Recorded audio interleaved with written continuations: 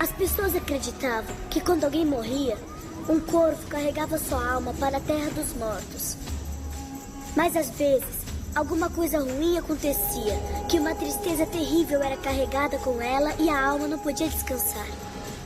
Mas algumas vezes, só algumas vezes, o corvo podia trazer essa alma de volta para acertar as coisas. E assim começa o filme O Corvo, que é baseado no quadrinho de James O'Barr. Eu sou Andréia de Oliveira. Eu sou Gabi Ideali. E este é o Livros em Cartaz.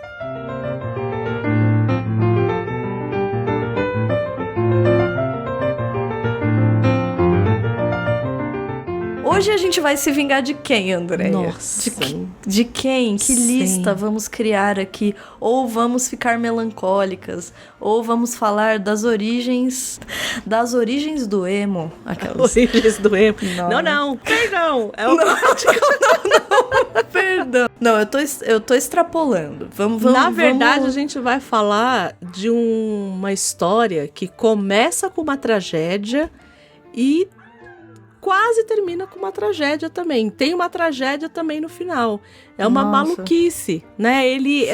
Essa obra, ela é envolta de tragédias, né? Ela é quase uma maldição, né? É quase uma maldição. Que coisa, que história maluca, né? Que envolve desde o autor até a própria obra e quem acaba por se envolver com essa obra. Vamos falar de teorias da conspiração? Vamos, porque a gente gosta de uma fofoca. A gente gosta de fofocar. A gente tá falando isso, mas na verdade é só fofoca pura. Não né? Mas não deixa de haver aí uma série de coincidências, que no fim são apenas coincidências, talvez, que envolvem, acho que nossa primeira temática Dark Side, vou dizer assim. Primeira temática gótica. Né? Esse ano teremos mais. Estamos nessa vibe esse ano. Pra quem ainda não pescou, a gente falou lá no começo, mas a gente repete. A gente vai falar hoje a respeito de O Corvo, de James O'Barr. Essa HQ publicada ali no finalzinho, né? Em 1989, finalzinho dos anos 80. E aí a gente sempre tem essa discussão, né? Toda vez a gente começa com essa discussão do... eu consigo ler a obra pelo autor... Neste caso específico aqui, a obra se mistura com o autor. Acho que sim. Né? Ele mesmo. Você releu, né, André? Eu reli. Eu li. A minha edição foi a da Dark Side. A sua é da Dark Side? Não. A minha edição, ela é uma edição muito, muito antiga. Eu nem lembro de qual que é a editora. Eu tô perguntando porque na edição da Dark Side, ela tem uma série de textos iniciais que são comemorativos. Isso. Então tem um texto dele mesmo. Eu tenho nessa minha edição aqui, que eu não sei que editora que é, quando veio pra cá, dele mesmo, só tem um prefácio que ele faz para os leitores brasileiros, quando é publicado aqui. Ah, tá. Aqui a da Dark Side, eu não vou lembrar o ano agora, porque deveria ter deixado, inclusive, o livro aqui perto. Mas ele faz um texto comemorativo que, se não me engano, é de 2019. É tipo quando a obra faz 30 anos, alguma coisa assim, entendeu? Entendi. Então aí, por exemplo, lá ele vai trazer o que você estava falando agora, sobre esses elementos da vida dele, que... Pra quem já conhece, imagino que esteja até... Acho que assim, depende da geração que está nos ouvindo agora. Porque quem teve contato com a obra, ou eu acho que com o filme principalmente, vai estar por dentro até de alguns dos temas que a gente vai trazer por aqui. Porque de fato virou emblemático, né? Então, mas você sabe que não é todo mundo que sabe que é um quadrinho. É mesmo? É. Porque, assim, nem o pessoal da minha geração sabia que era um quadrinho. Porque o Corvo, né, a obra original, ela é meio underground, assim. Ela foi um case do underground. Porque, na verdade, eu acho que ela tava... Um case de sucesso. Porque ela tava no lugar certo, na hora certa. Entende? Ela meio que saía meio como fanzine. A editora que ela foi publicada... era uma editora também que era super iniciante, não sabia, eles estavam meio que tateando, do mesmo jeito que o James O'Barr não sabia o que ele estava fazendo direito ali, a editora também, que saiu pela primeira vez, também não sabia muito bem. Então, quando se viu que fez tanto sucesso como fez, ninguém esperava, por ser mais underground mesmo, né? E até pelo próprio traço, a gente vê que não é um traço palatável, né? É uma arte mais diferentona, né? Inclusive, eu nem acho a arte lá muito, muito boa. Depois a gente até fala um pouquinho mais a respeito disso. Mas a história tocou muito, né? E era um período muito propício para isso. Ele mesmo fala que ele não esperava tanto sucesso. Esperava. E eu acho que ele caiu nisso 2 vezes, né? Isso. Ele caiu nessa espécie de surpresa, tanto com o quadrinho quanto com o filme. Porque o filme foi adaptado 2 anos depois da publicação do quadrinho. Então, assim, foi inesperado, fez tanto sucesso, ele falou, vai ser adaptado. Mas aí estourou, porque, assim, a bilheteria que fez, ele é aquela coisa do custo-benefício, né? A bilheteria, o custo pequeniníssimo e a bilheteria estourou no mundo todo, né? Você assistiu, Andréia, na época? Porque eu me lembro do Corvo, do filme. Eu assisti na década de 90 já, quando foi pra TV. Eu também, acho que eu também. Eu não fui ao cinema, nada disso. E eu vi primeiro o filme. Eu tinha muito medo do filme. Eu era criança, né? Então, porque o que aconteceu? Além desse filme, saiu mais 3 filmes. E teve a série. E eu já me confundo, talvez. Então, eu não lembro. E aí o que acontece também, né? A história, né, em si, e até a forma como é feita, ela é extremamente... Por que ela falou tanto, né? E talvez por isso eu tenha gostado tanto, né? Na época que eu assisti e tal. Porque ela era feita para um público jovem ali, né? Então, assim... a minha pergunta era meio isso, porque a obra, eu acho que tanto o quadrinho quanto o filme tem essa conexão direta, absoluta, com essa adolescência rebelde, vamos dizer assim. Então, mas né? não é nem a adolescência rebelde, é a adolescência da década de 90, no caso do filme. Isso, eu Porque acho que você sim vai também. ter na trilha sonora, você vai ter Stone Temple Pilots na trilha sonora. Então, e pra mim, imagina. É todo, né? Você entendeu? É o suco dos anos 90, né? A gente falou de suco dos anos 90 naquele programa sobre Dickens. Mas esse é o suco bom dos anos 90. Né? Sim, eu diria. Isso, eu concordo. Né? Porque tem tudo isso, é tudo meio misturado. Você tem um cara... Imagina, porque assim, a própria personagem principal que é o Corvo, que é o Eric, ele é um roqueiro. Tipo, ele é ele tem toda a estampa de um vocalista de banda de rock. Tipo, nossa, sim. Né? Então, me faz muito lembrar da minha época de menina. Imagina. Então, assim, no meu caso ainda, tipo... E aí você, no caso do quadrinho, eu já li mais velha, mas mesmo assim, você tem Joy Division, você tem The Cure, você tem... Assim, que falam diretamente com o meu coração. Então, é muito difícil não gostar. É lógico que tem um lugar, até pela temática, né? Que é essa coisa desse amor absurdo que faz com que a pessoa volte. É tudo... Grita a adolescência. Grita Nossa, a adolescência. Total. Entendeu? Mas, mesmo assistindo mais velha... eu não consigo... Como é que eu... E aí eu não sei se é um problema meu, por ter passado por essa adolescência, ou se mas eu acho honesto. O que? Eu acho mas honesto. eu acho também.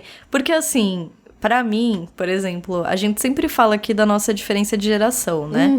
E eu sou a criança que via a sua geração como um espelho. Assim, eu queria ser...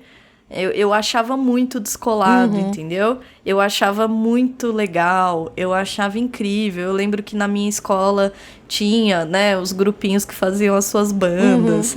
Então eu achava os vocalistas super bonitos, né? Tinha aquela coisa do lugar mesmo, desse jovem. Eu não sei dizer se rebelde é a palavra, né? Mas eu diria que ousado, talvez, entendeu? Mas aqui ele vai um pouco além, né? Ele é o melancólico mesmo, né? Então, mas eu acho que tem... Eu acho que tá aí. Pra mim tá nesse... Aí também. Eu acho, assim, eu acho que talvez a coisa do melancólico migre para um outro lugar, mas eu, por exemplo, eu acho que quando eu li o quadrinho, principalmente quando eu assisti o filme, porque eu acho que tem a logística do movimento mesmo, eu olhei e, assim, não teve uma vez, tiveram inúmeras que eu me lembrei de momentos da minha infância, de pessoas, mas era sempre com referência a eu sendo nova, né? Nova, tipo, sei lá, 10 anos de idade, entendeu? E vendo aqueles meninos, sei lá, se formando no ensino médio, entendeu? Geração. E eu pensando, nossa, uau, como eles são descolados, como eles são ousados e bonitos e mais velhos e vão ganhar o mundo. E eu ficava tipo, uau, entendeu? E aí eu assisti o filme pensando isso, eu falei, uau. Então, e eu sou fruto dessa geração aí, entendeu? Então, tipo... Pra mim, eu acho que tem muitas coisas que faz eco com com algumas vivências, né? E eu acho que é por isso também que ele fez tanto sucesso. E a gente vai falar um pouco mais disso especificamente, tanto até do sentimento de época mesmo, né? De quando foi feito aquele filme, por que ele é tão violento. Então eu acho que tem toda uma conjuntura ali. Por que por exemplo, se a gente pegar o Corvo e Sandman, por exemplo, você olha, você fala, existem muitos traços dessa personagem. Mas por quê? Porque é um período ali. É um período que a gente tá ali. E acho que também tem uma inspiração e a gente brincou sobre a questão gótica, mas né? Ele é totalmente gótico. É uma revisitação, assim, estão revisitando. Mas os anos 90 foi isso. Tipo... Assim, se você olhar o Corvo... Desculpa, agora me veio isso na cabeça. Você olha a figura do Corvo, né? Do Eric, né? Dessa personagem. E você olha uma foto do Edgar Allan Poe. Você não vai me dizer que não parece? Por favor, gente. Não parece não. Porque o Eric era bonito. Cara o de Edgar pau, Allan Poe era horroroso. Mas eu digo... Edgar Allan Poe, não venha puxar meu pé durante a noite. Mas... Não, ele não vai. Ele vai mandar um corvo. Ele vai mandar um corvo. Nunca mais. Nunca mais. Ele vai mandar um corvo. Mas, assim, eu acho que tem. O que eu quero dizer é a estética, né? Sim. Assim, você vê que a estética é nítida, entendeu? Sim. A inspiração do visual é nítido, né?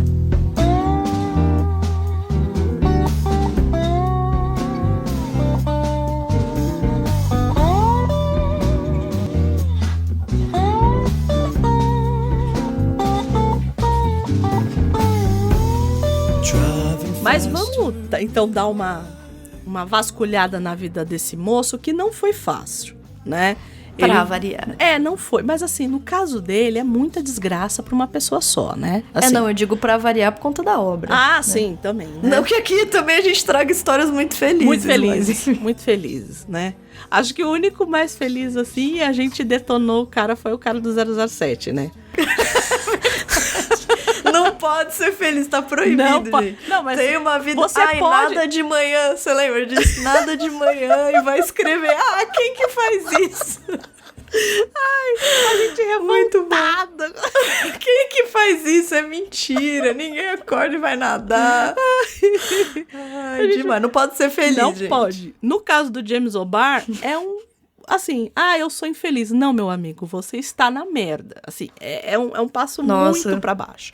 Porque, assim... Felizes somos nós. O James O'Barr, ele é nascido em 1960.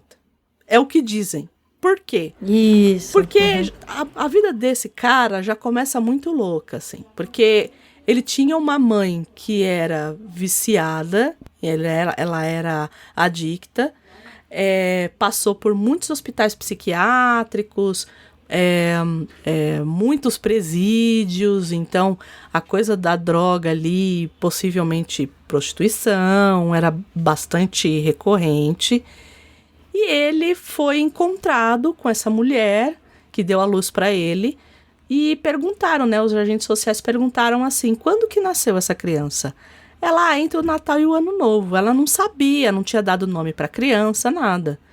E ele tinha um meio-irmão, né? E ambos foram para o orfanato e tal. E ele ficou muito tempo para ser adotado, porque o irmão tinha tuberculose. E aí só iam adotar se fosse adotar os dois, porque eram irmãos, né? Até que parece que o irmão faleceu, e aí ele acabou conseguindo ser adotado, né? O pai dele era motorista de ônibus e a mãe trabalhava num restaurante, né? E como eles não tinham com quem deixá-lo, né? Não podiam pagar babá, nada disso, a mãe pegava, dava dinheiro para ele e ele ficava o dia inteiro lá assistindo a filmes e tudo mais, para passar o tempo até que a mãe voltasse para casa. Você sabe que o sistema de adoção nos Estados Unidos é super complexo, né? Sim, tem todo aquele lance de você ganhar uma grana. Isso, então, tem o lance do dinheiro, tem o lance de que eles fazem, se não me engano, um período de experimentação entre a família. E aí você tem uma série de problemas, porque eles se adaptam, às vezes, a família devolve. Então, é bem cruel nesse sentido, né? Não sei se aconteceu com ele. Eu imagino que talvez, né? Talvez, é bem provável, assim. Mas esses pais adotivos dele, ele fala com muito carinho deles, né? Que bom. Então, ele diz que eram pessoas muito boas e tal. Só que quando ele vai ficando adolescente, ele começa a desenhar. Só que assim, uma família de pessoas mais humildes. E fala, isso daí não vai dar futuro pra ninguém não. Do tipo, você tem que trabalhar, né? Isso daí não é trabalho e tal. Chegando ao ponto dele ser proibido de desenhar dentro de casa, assim. Não queriam que ele... né? E aí ele ia pra bibliotecas pra desenhar. Aí depois, né, nisso, ele foi conhecendo gente, aí foi indo em convenções de quadrinhos. E um dia ele foi lá com a pastinha dele. A gente já falou disso aqui uma vez, quando a gente falou do George Pérez, né? Que o George Pérez chegou com a pastinha e entregou pro Neal Adams. E o Neal Adams pegou e falou assim, você não serve pra isso não, pode vai embora. Essa vida ingrata, né, de quem tem que ser. Não, mas o cara, e dizem que o Neal Adams chegou a dar pra pessoas assim $50, fala assim, te dou $50 pra você nunca mais fazer isso da sua vida, porque você não tem talento. E o David Crockett, que todo mundo adora, do X-Men, né, co-criador da Tempestade do Noturno, ele chegou lá para mostrar os trabalhos para ele, e ele falou assim, você não tem talento não, você tá perdendo o seu tempo e o meu, tipo, vai fazer outra coisa da sua vida, o que seu pai faz? Meu pai é motorista de ônibus, então vai ser motorista de ônibus, né? E cruel, muito cruel. Mas aí, isso fez com que ele fosse pro lado mais underground, né? Que era muito comum, né? Assim, se a gente pegar a coisa do fanzine mesmo, ela vai pegar bastante ali nos anos 80, né? Então tem muito fanzine de heavy metal, tem muito fanzine punk, né? Então é bem nesse período que ele tá ali e ele acaba conhecendo um artista chamado Van Baudet, que é muito, assim, aclamado na cena. Aqui no Brasil... Ele foi publicado só na Heavy Metal, né, na número 15. Heavy Metal, que era uma revista maravilhosa, assim, tem a animação também, que é muito boa. Essa assim, mas é bem lisérgica, assim, sabe? É maravilhosa, enfim. Falou que foi ele que acabou ensinando para ele muitas coisas, técnicas e tudo mais. E aí ele publica pela primeira vez, num fanzine também, ele publica uma ficção científica, chamava O Incidente no Planetoide no Planetoide 7, né? Né? Enfim. E aí ele acaba conhecendo uma moça chamada Beckerly. Nesse texto da Dark Side, ele fala que o carro tava com o carro dele, no caso. Isso. Tava com os documentos vencidos, Era um negócio alguma coisa assim. Aí ele meio que liga, eles são namorados, né? Ele liga pra dizer, tipo, eu não sei, mas tipo, ele não dá detalhes, né? Mas é uma coisa meio assim, tipo, então vamos com o seu carro, sei lá, né? Vem me buscar, tipo, essas coisas assim. E aí, no trajeto, ela acaba sofrendo um acidente, né? O motorista bêbado bate no carro dela e ela morre. Eles estavam noivos, né? E ele tem que lidar com a culpa, né? A partir daí, a vida dele dá uma pirueta de novo, né? Então, você imagina, um menino que... E aí, a gente tem que montar mesmo esse quebra-cabeça, né? É uma pessoa que assim, foi morar em lar adotivo, tá começando a pensar em construir uma família, e aí tem uma tragédia dessas, né? Com 18 anos. É muito cruel. É muito pra lidar, né? É muito pra você conseguir... tratar disso, né? E aí ele diz que ele entra num seminário ali da cidade, que ele nem era muito religioso, mas era uma coisa assim para dar um conforto para ele. E aí logo depois ele acaba se juntando ao Corpo de Fuzileiros Navais, né? Em seguida, logo assim, em né? seguida. Enfim, ele se junta e aí os fuzileiros descobrem que ele desenha. Né, acabam descobrindo que ele desenha. E tem uns manuais lá da Segunda Guerra que tinha muita coisa racista, muita coisa... E aí pedem para ele fazer tanto o redesign disso, quanto ilustrar. Então ele acaba fazendo esse trabalho. Em paralelo a isso, ele começa o seminal ali do Corvo, né, que acaba sendo para ele uma válvula de escape. Ele diz muitas vezes que tinha muito ódio, né, no que ele dizia, no que ele fazia e tudo mais. E eu acho que vem daí o espanto dele de ter feito tanto sucesso e das pessoas terem lido e terem entendido. Porque eu acho que, na verdade, aquilo ali, por mais que ele tenha publicado e tudo mais, eu acho que era mais para sanar uma necessidade dele ali do momento, eu preciso me livrar disso. Eu preciso me livrar desse sentimento, desse ódio todo que eu tô sentindo.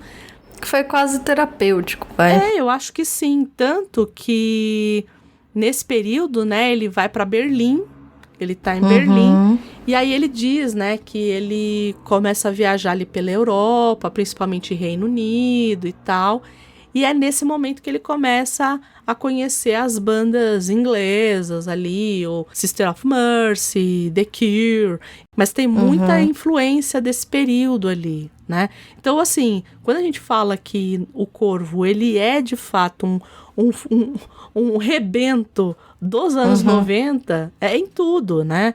Eu acho que é tanto nessa ambientação, que a gente vai falar um pouco, mas também em toda essa efervescência cultural jovem ali da época, né? Acho que é por isso que teve tanto eco em tanta gente, né? E além, né? E aí ele começa a escrever o Corvo, mas ele diz que além da tragédia, né, dessa tragédia pessoal dele, ele lê uma matéria de jornal, tanto que durante muito tempo ele só diz que ele criou a história baseada nessa notícia de jornal. Muito tempo depois é que ele vai falar que foi um movimento ali de colocar para fora o que ele estava sentindo. Mas durante muito tempo ele contou essa história, que ele criou o Corvo baseado numa notícia de jornal de um casal que é assassinado por causa de um anel de noivado que tinha custado $20, né? Isso, na época. Né? Que é bem plausível, né? Então, olha só, as pessoas acreditaram nessa história. E aí ele disse isso durante muito tempo, assim, né? Que não deixa de ser verdade, mas que também Mas era que ali. não foi, né? Só isso, Exato. né? Quando o pai adotivo dele morre, né? E aí ele acaba tendo baixa da Marinha. E ele volta compelido, ele volta irredutível na história de ir atrás do cara que matou a noiva dele. Ele falou assim, não, eu vou chegar lá e eu vou matar esse cara, né? Olha só, né? E quando ele chega, ele descobre que o motorista tinha morrido de causas naturais. Então, assim, o que eu faço com tudo isso que eu tô sentindo aqui? Claro. Né? A gente tem que lembrar que quando ele vai publicar essa história e tudo mais, é ele fazendo tudo, né? Então não é a Marvel, né? O pessoal que é quadrinista independente vai entender muito isso, né? Que é o cara que faz tudo. O cara, ele é o letrista, ele é o revisor. Autossuficiente, né? Assim. E aí, no caso dele, mesmo tendo uma editora pequena do lado dele, como a gente já disse, era uma editora muito pequena, que estava começando também. Então, eles estavam meio que juntos nessa empreitada aí, né? E aí, ele meio que estoura com o Corvo. E acho que é a grande obra dele, assim... E muito rapidamente, né?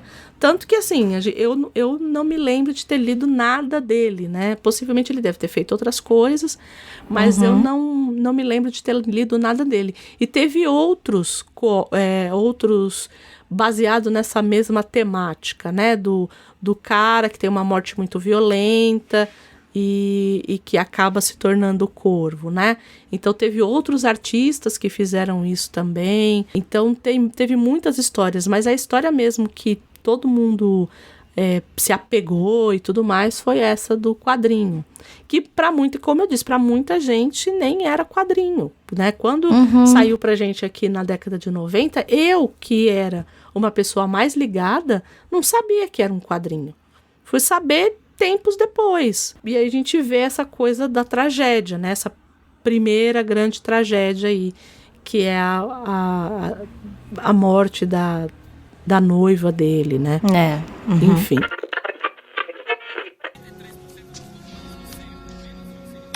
Eu não sei o que sou. Eu preciso que me diga o que houve com a gente. Bem, você voou da janela do 6º andar e... ela... foi espancada e estuprada. Morreu no hospital. Ei, você perguntou. Olha, leia o arquivo, cara. Shelley Webster ficou 30 horas na UTI. O corpo dela finalmente desistiu. Eu vi, cara. Eu não pude fazer nada. Eu juro.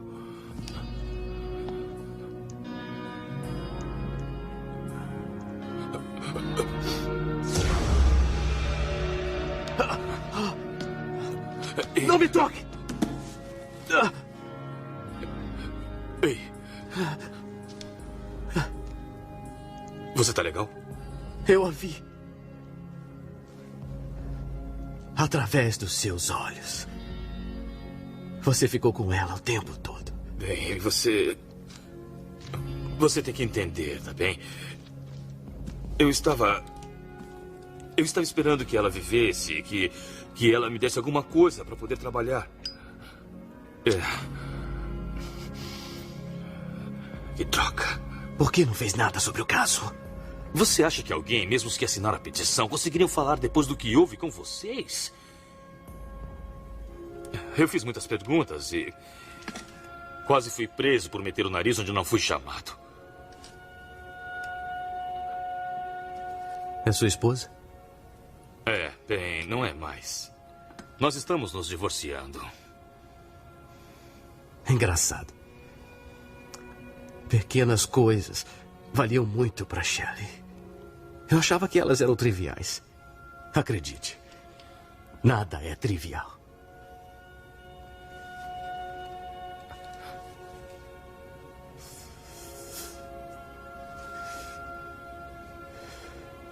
Devia parar de fumar. Vai te matar.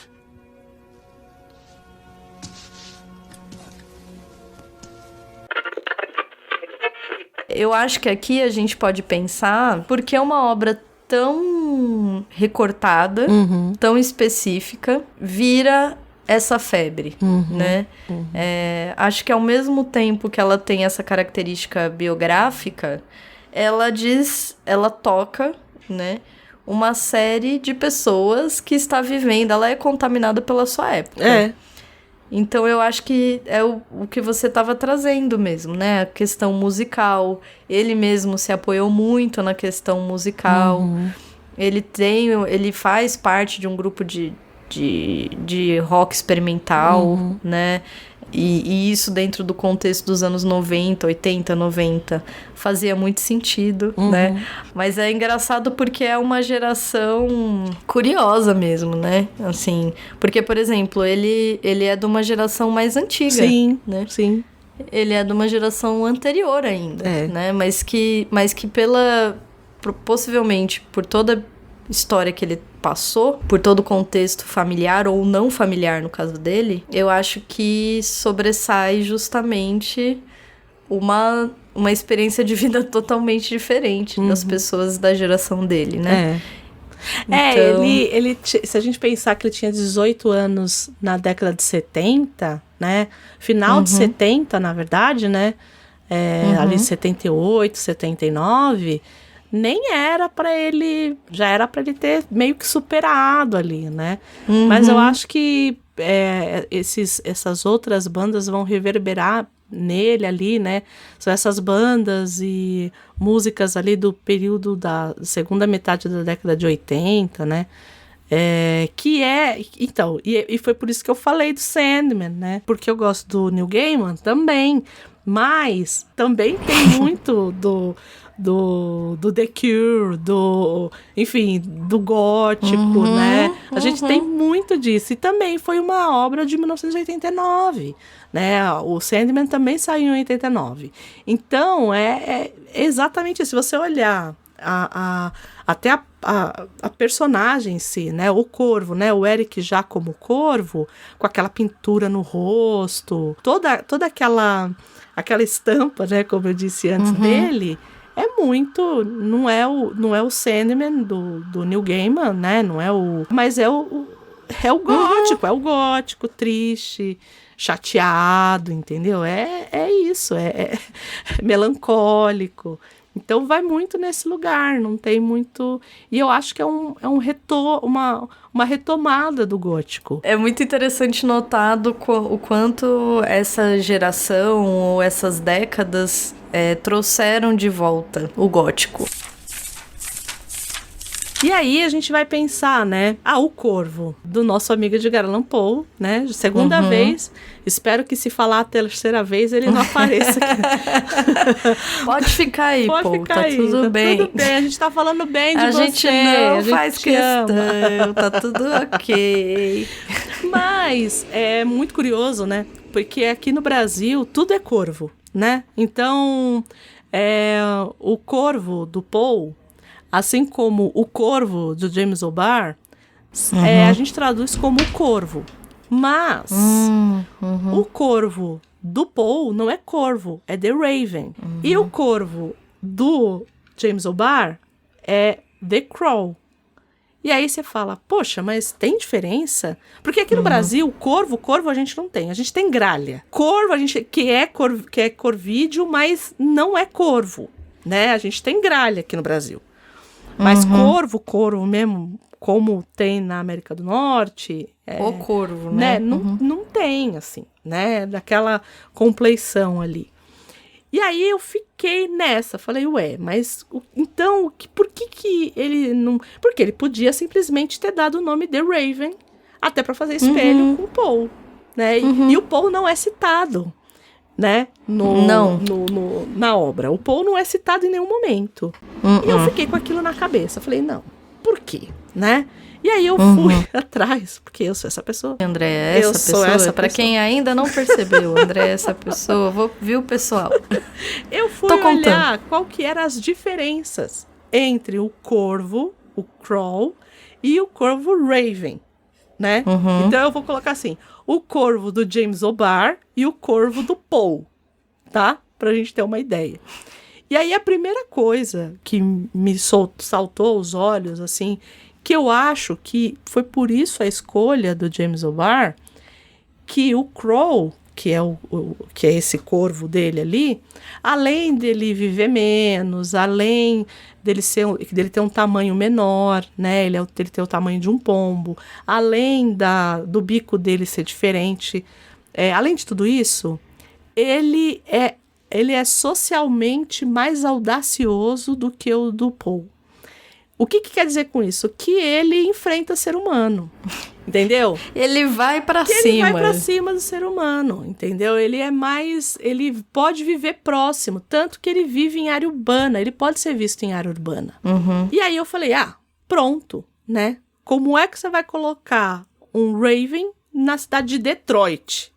Naquela ruína, né? Claro. Então, falei, então possivelmente foi essa jogada que ele deu aqui, né? Porque o Raven do Paul, ele é maior, ele é grande, né? Ele tem quase o tamanho de um falcão, o corvo, o Raven. E ele é atraído por carniça, né? Então, de gado e tudo mais. E normalmente ele vive em áreas mais remotas, né? Então, o nome... Porque ia ser muito fácil, né? Vamos fazer um espelho aqui com o The Raven e vamos embora. E não foi a escolha que ele fez. E isso me pegou. Porque eu falei, bom, o cara é tão pretensioso de colocar o corvo, né? Por que ele não colocou, então, o mesmo título do Paul? E aí eu falei, bom, acho que é uma explicação. Ele não diz isso em nenhum lugar, mas possivelmente é uma explicação que a gente possa pensar em dar aqui. Sim, né? E talvez para eles, porque pra gente, como não tem esse tipo de animal aqui, né, ou tão frequente, porque existem lugares que são tão frequentes quanto, sei lá, pombos, entendeu? Que a gente não tem essa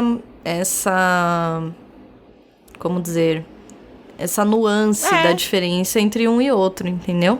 Mas que na obra não deixa de ser talvez irônico, né? De que quando a gente aqui vai até falar um pouco sobre a obra do Paul, quando você lê, que na verdade é um poema praticamente, é um poema. Você fala, gente, tá aqui, entendeu? Eu fui a gente montando a pauta, né? Falei, deixa eu lá reler, porque eu tinha lido já fazia um tempo, lembrava do mote, lembrava mais ou menos, mas as nuances todas não, né? Aí eu falei, não, vou pegar um trechinho só pra gente colocar e a gente lê e tal. Aí quando eu fui ler, falei, gente, meu Deus. Aí fui selecionando, sei que ficou maravilhoso, é maravilhoso. Em certo dia, a hora da meia-noite que apavora, eu, caindo de sono e exausto de fadiga, ao pé de muita lauda antiga, de uma velha doutrina agora morta, ia pensando quando ouvi à porta do meu quarto um soar devagarinho, e disse estas palavras tais: é alguém que me bate à porta de mansinho. Há de ser isso e nada mais. Bem me lembro. Era no glacial dezembro. Cada brasa do lar sobre o chão refletia a sua última agonia. Eu, ansioso pelo sol, buscava, sacar daqueles livros que estudava, repouso. Em vão. A dor esmagadora daquelas saudades imortais, pela que ora nos céus os anjos chamam Lenora, e que ninguém chamará mais. E o rumor triste, vago, brando, das cortinas ia acordando, dentro em meu coração um rumor não sabido, nunca por ele padecido. Enfim, por aplacá-lo aqui no peito, levantei-me de pronto e com efeito disse: é visita amiga e retardada, que bate a estas horas tais, é visita que pede à minha porta entrada. Há de ser isso, e nada mais. Minha alma então sentiu-se forte, não mais vacilo e desta sorte falo. Imploro de vós, ou senhor ou senhora, me desculpeis tanta demora, mas como eu, precisando de descanso... Que, né, é lindo. E no caso aqui, não tem como você não... Eu acho, né? Não relacionar com a obra. Não tem. O maior trunfo do Corvo, e aí eu tô falando do quadrinho específico, é o clima que ele monta. A história é boa? A história é boa. Ela é violenta, ela é boa, mas o clima que ela vai te dando e a construção da personagem como ela faz... Porque você encontra um vilão. De cara, você encontra um vilão. Porque ela é muito violenta. E o Eric é muito violento. Né? Então, assim, de cara você não encontra um herói, né? Você vai entendendo conforme a trajetória dele é mostrada. Exato. E eu acho que o maior trunfo do quadrinho é esse. É como ele monta essa atmosfera. E não tem como ele não montar essa atmosfera sem o Corvo do Poe. Assim como na obra do James O'Barr, eu acho que você também vai devagar, entendendo do que ele tá falando. É isso.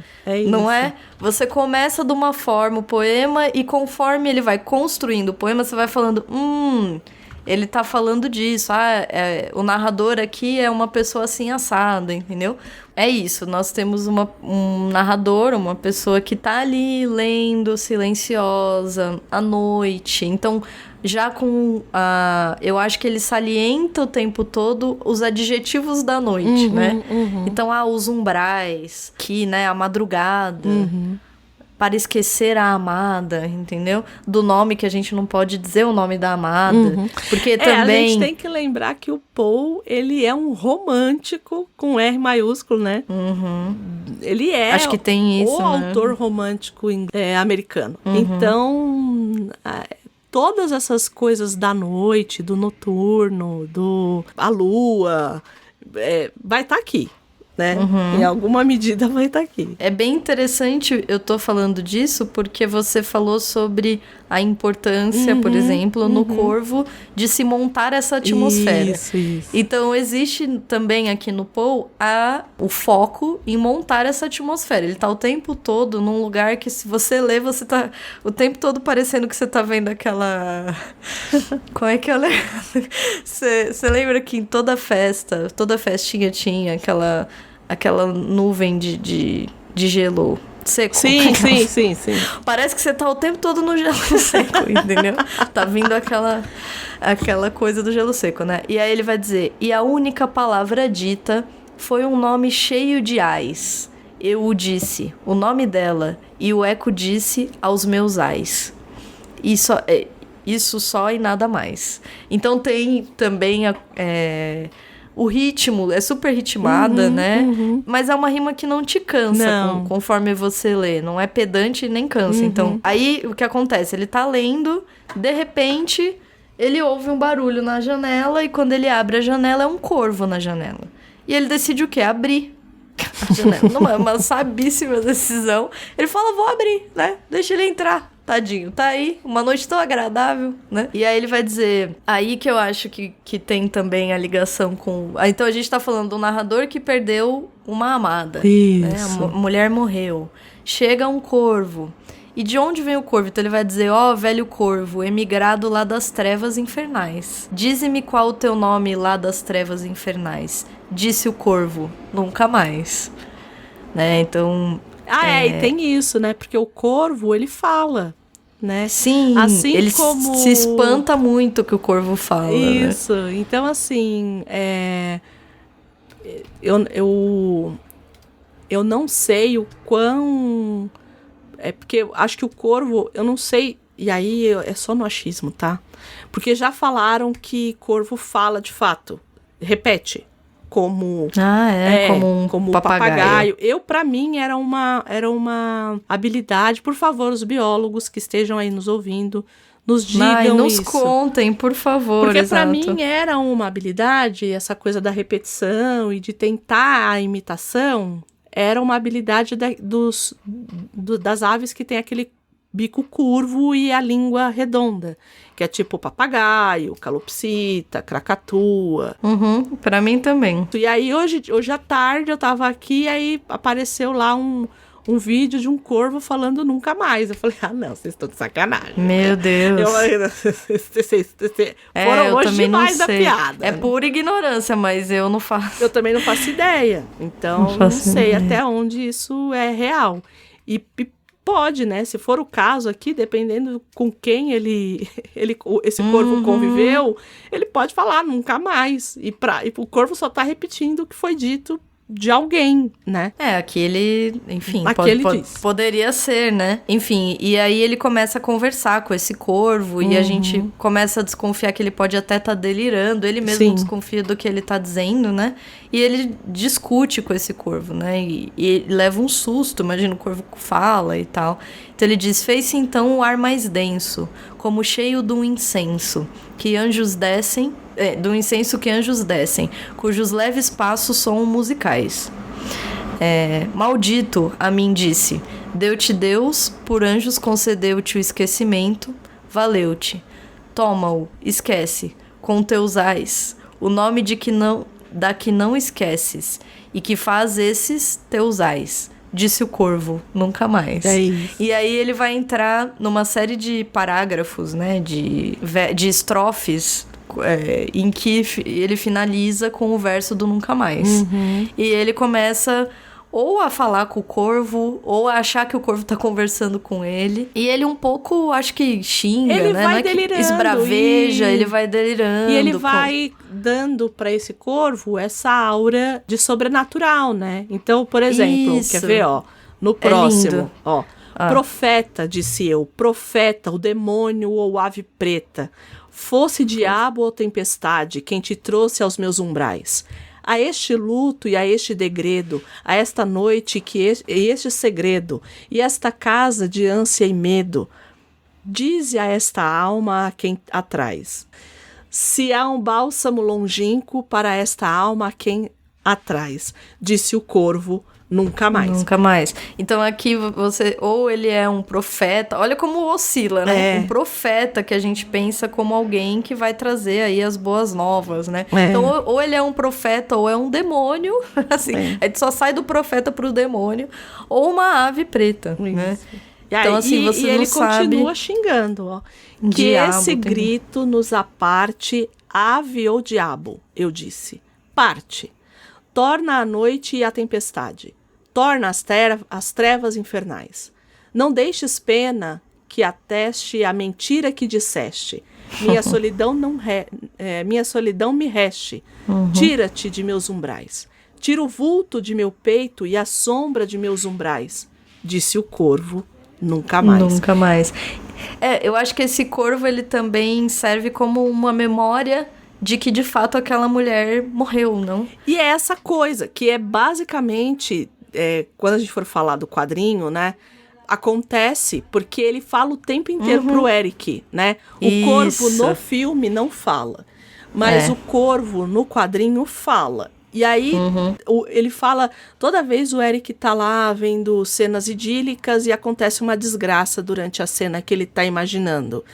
E o corvo o tempo inteiro fala, não olha, não olha. Por quê? Porque você não vai ter aquilo nunca mais. Então, querendo ou não, sendo Crow ou Raven, vai ter o espelho aqui, não tem muito jeito, né? Por isso o profeta, né? Porque é quem comunica, eu acho, né? O profeta é aquele que te traz uma mensagem. Sim, sim. Né? Então, aqui a mensagem é nunca mais, né? É nunca mais. Lá a mensagem é não olhe, não olhe, né? Então... E ao mesmo tempo ele não diz mais do que isso, né? Na história, né? Aqui no caso do Paul ele tem uma particularidade, né? Que a gente nunca sabe se é um delírio ou se é ou se é só uma forma da pessoa ser muito má. Então, por exemplo, no Gato Preto, a gente não sabe se o que ele estava querendo era transformar se o gato preto que volta dos mortos é de fato o mesmo gato, ou se a gente só tá vendo um problema de violência doméstica. Então o Poe, ele tem muito isso. Ele coloca, às vezes, essa crueldade ou esse sobrenatural nesse lugar, né? Do delírio mesmo, né? Que eu acho que é mais ou menos o que vai acontecer aqui no caso do Corvo. No caso do Corvo do quadrinho, ele vai seguir muito essa coisa. Enfim, como a gente disse, no hemisfério norte é uma ave muito comum. Então, ela vai aparecer em muitas mitologias, né? Então, ela aparece em mitologia nórdica, né? Os olhos de Odin, né? Os corvos de Odin, né? Então, ela vai aparecer ali. Ela vai aparecer... Ela sempre é um emissário da morte, né? Então, tem isso também, de ser um mensageiro. Na Grécia, era um mensageiro dos deuses. E no hinduísmo, é um mensageiro da morte. Então, tem muito essa ligação. E aí, talvez, por conta da pelagem, né? Enfim, de ser essa ave imponente, né? E por ser muito comum, né?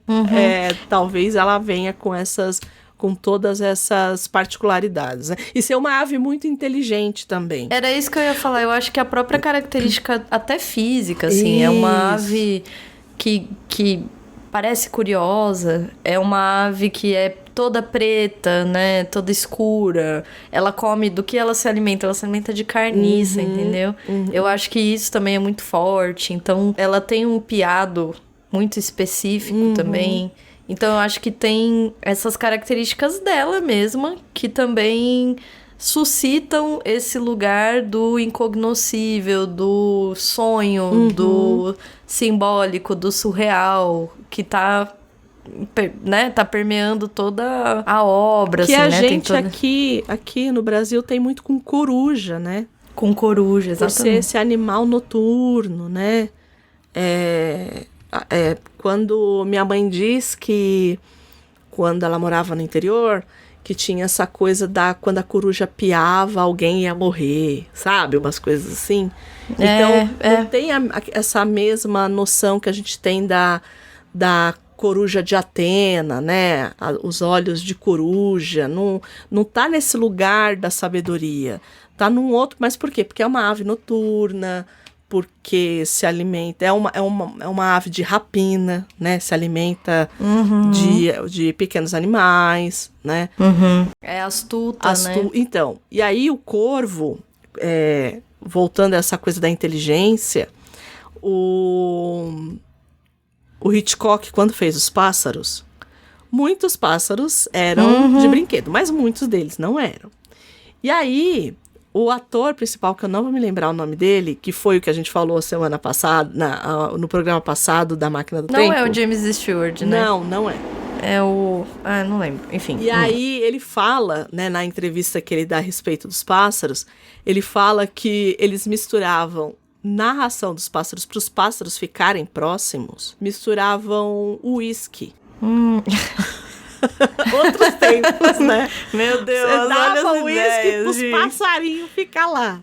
As ideias. E o próprio Hitchcock adorava os corvos, porque eles eram inteligentes. Eles conseguiam fazer as coisas que ele mandava fazer, entendeu?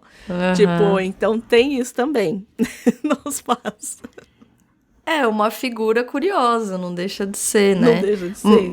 Mas aqui, a gente lendo o poema do Poe, eu acho que é isso, né? Eu acho que traz todo o contexto, toda a ambientação da noite, dessa noite de tempestades, em que a gente não enxerga, essa figura que ao mesmo tempo que pode ser angelical, é diabólica, que conversa com ele, mas o confunde, e que traz essa mensagem, como fala, assim, codificada, que você não consegue saber Ele não diz muito mais que isso. É quase um comando, é quase impregnado de muita melancolia. E por ser um pássaro, né? Por exemplo, eu tenho calopsita. E às vezes eu viro pra ela e falo assim, o que foi? E ela tenta imitar. Só que você pode ouvir isso como você pode ouvir qualquer outra coisa. Sim, exato. Ela imita a entonação. Então pode ser que esse nunca mais seja algo também que o cara tá entendendo que é o nunca mais. Né? Que bem tá possível. Ali, né? Que tá ali no subconsciente do cara. Ai, leiam um pouco.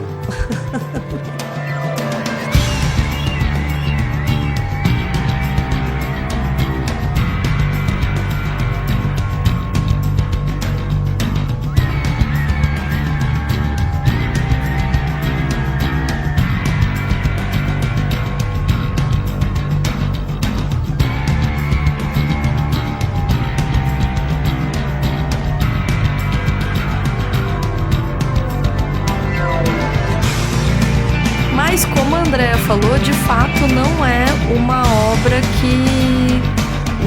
obra que ele cita. Não. Você passa o quadrinho inteiro lendo e ele não traz. Textualmente não tem, porque ele coloca ali, durante a obra, a gente vai ver citações diretas. Então ele coloca, se não me engano, são 2 poemas do Rimbaud, ou acho que são 2. São 2. São 2, né? E 2 do Baudelaire. É nítido que ele tem as referências dele, entendeu? Ele tá colocando, pra mim ali, ele tá colocando as referências dele. E eu já falei que é uma publicação underground, então ele segue muito essa coisa do fanzine, de fato. Que você você coloca ali a história e aqui tem uma poesia, ele escreve poesia também, tem poesia dele aqui, escrita, né? Ele não nomeia, né? As que não estão assinadas são dele, né? São dele. São dele. O próprio texto do Corvo, depois a gente vai falar um pouco, quando ele tá falando com as pessoas que ele vai matar ali e tal. Isso, sim. O próprio texto que sai da boca dele é um texto mais rebuscado, mais, enfim, né? É quase um poema. É quase um poema. Uma declamação ali, né? É filosófico. Ou frase de efeito, assim. Quando a gente fala que é uma obra adolescente, em nenhum momento isso é pejorativo. É isso que eu quero deixar claro. Sim. De novo, ela é uma obra muito honesta, né? Ao que ela se propõe a fazer e como ela se propõe a fazer, né? Eu sempre dizia que é a minha história de amor favorita, né? Então, por quê? Porque ela tem todo esse clamor adolescente. E eu vou falar isso e vou morrer dizendo isso. Por que que de todas as escolas literárias, a gente lembra do romantismo? Não é à toa, porque aquilo ecoa na gente, de fato. Porque é a escola adolescente. É a escola mais adolescente que existe. Por isso que ecoa tanto. Por isso que a gente lembra. Por isso que a gente gosta de estudar, né? Até quem não gosta de literatura lembra das aulas de romantismo. Porque, querendo ou não, tem uma identificação ali, né? E eu acho que é o que acontece aqui. Não, a gente nunca perde por tentar explorar um pouquinho, pelo menos, do que tá ali, entendeu? Acho que é sempre legal e acho que a gente sempre acaba achando alguma outra, uma obra vai te ligar a outra, que vai te ligar a outra, que vai te ligar a outra, entendeu? É um caminho sem fim. Sem volta. É um caminho... E sem volta, também acho. Um caminho sem volta. Eu sei porque eu sou essa pessoa. Eu sei que você é. É um caminho sem volta. Sem volta. Não tem volta. Se você entrou nesse túnel, meu filho, pode dar adeus. É isso, né? É isso. Mas é muito... É rico, entendeu? Acho muito... Independente de como cada autor faz, como cada um deles vai optar por mostrar, às vezes de uma forma mais... na literal, superfície, né? Uma forma mais metafórica, outras às vezes que ele sequer diz, como aqui, ele não falou do Allan Poe, entendeu? Isso. Mas é nítido que tem, né? Isso. E aí quando você já conheceu ou vai atrás, você fala, uau, uau, que legal, né? Tá aqui, que incrível. Então, eu acho que só tem a acrescentar e enriquecer a sua experiência, entendeu? Eu acho que não tem... Você só vai ganhar fazendo isso, entendeu? Bom, aí para além do Corvo, a Gabi já falou aqui que realmente tem o Rimbaud, né? Tem o Baudelaire, né? Tem a Rosie Feilman, que era uma escritora inglesa ali. Além dessas pessoas que também ajudam, e aí lembra que eu falei lá atrás que o trunfo dessa obra era montar pra gente essa atmosfera? Então, isso fica na forma do texto, dele montar essas imagens pra gente, porque poesia é imagem, né? Então, por mais paradoxal que possa parecer essa frase, poesia é imagem, né? Além disso, também tem a imagem dessa ambientação desse lugar onde ele está, que é essa cidade degradada, né? Sem dúvida. Que é Detroit, na verdade. E aí é um capítulo à parte, né? Porque a cidade de Detroit, no começo dos anos 50 ali, aí vão falar assim, nossa, mas vocês vão falar da cidade? É porque nesse caso aqui, nesse contexto, precisa ser dito. A cidade de Detroit, ali em 1950, ela teve o auge da indústria automotiva americana. Então, era uma cidade muito, muito rica. Quando começou a entrar ali pelos anos 70, que teve a crise do petróleo e tudo mais, começou a entrar em declínio. E aí, com a vinda das fábricas japonesas, existe uma, entre muitas aspas, tá? Uma invasão da indústria automotiva japonesa nos Estados Unidos, né? Então tem um declínio absurdo das fábricas e Detroit está nisso. E Detroit acaba ficando, tendo uma escalada de violência, né? Nos anos 80, por exemplo, Robocop foi feito na cidade de Detroit. Então, tudo que a gente via de muito violento era em Detroit, né? Principalmente anos 80 e 90, né? E é a cidade também do autor do quadrinho, né? Do James O'Barr. Então, é muito compreensível que, primeiro, seja essa violência absurda e que ele tenha como pano de fundo essa cidade. Não é dito ali, mas é aquilo, né? E aí, hoje, né, só pra gente entender como é que tá, a cidade entrou em concordata em 2013. Hoje, Detroit é uma cidade fantasma. É a cidade mais violenta dos Estados Unidos e virou uma cidade fantasma. Então, muita casa abandonada, né, muita... Um ambiente hostil, né? Isso. E aí, o filme, ele se passa no que eles chamam de Noite do Demônio, né? Por que chama Noite do Demônio? Ou Noite do Diabo? Porque... filme, você tá falando. No filme, e a gente pode até puxar um pouquinho da história do quadrinho e a diferença, né? No quadrinho, toda a história começa porque o Eric e a Shelley estão voltando para casa, né? Ela acaba de ser pedida em noivado e tudo mais. E aí o carro quebra no meio da estrada. E aí os caras que acabam parando eles ali é um bando de delinquentes. Que acabam matando ele e estuprando ela e matando ela. E aí tem-se essa história de que o corvo, quando você tem assuntos inacabados, que você acabou morrendo de forma violenta, ele te traz de volta para você se vingar, né? Para você lidar com isso, né? Enfim. No caso do quadrinho, é logo depois. Então a gente não vê um renascimento do Eric. A gente já vê o Eric, ele morreu, mas não morreu. Não morreu muito, né? No caso do filme, ele volta um ano depois. Que vai culminar nesse dia que eles chamam de dia do demônio, do diabo. Isso. Noite do diabo. que consiste no quê, na verdade? Que na verdade é que aí no caso ele renasce nesse dia, né? Isso, nesse dia.